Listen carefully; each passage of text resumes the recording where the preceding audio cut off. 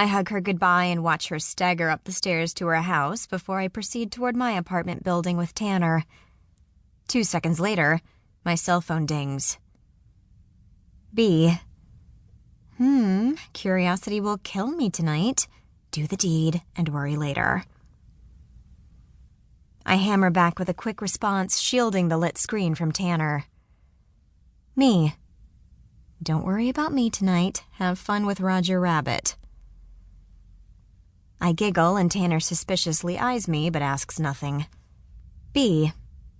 Just take notes, smartass. Letting the texting cease, I tuck my phone into my back pocket.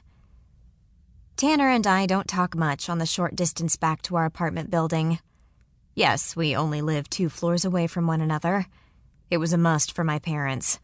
In order for me to have my freedom, I had to be close enough for Brad to watch me.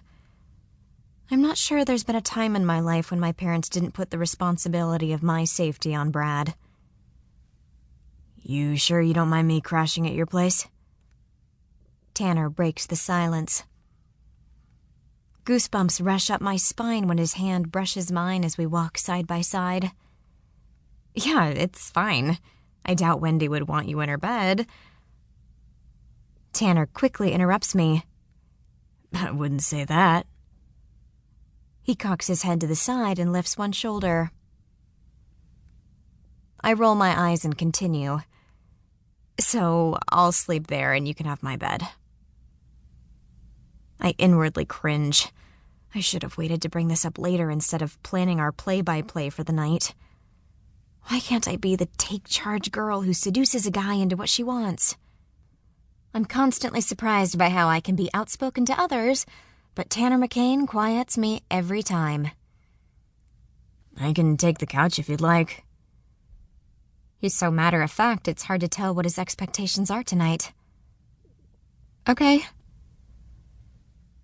We reach the apartment door and Tanner swipes his key card along the sensor before pulling the door open for me to walk through first.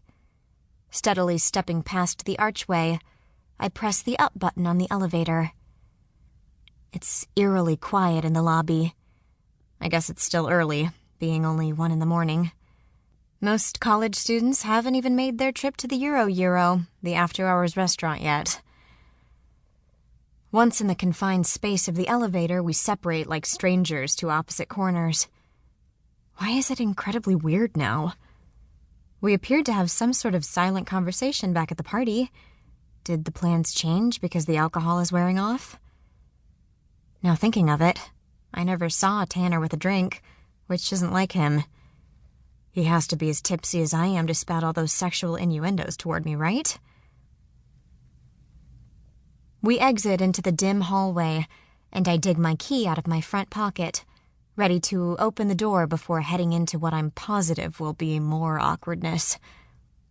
He leans against the wall, and my heart thumps from him watching me while I nervously fiddle with my key in the lock. The damn super sure is taking his own sweet time to fix it after Wendy's call last week. Having a hard time fitting it in? Tanner teases. My face heats up from the double meaning of his words. I glance over at him, and a smile engulfs my face due to his smirk. Tanner and I have always maintained an easy friendship, but maybe it's because he's so likable. Maybe you'd have better luck. I prod him, holding the key up in the air. He pushes off the wall and plucks it from my hand. I've never found a hole I can't fit in. He chuckles loudly at his own joke.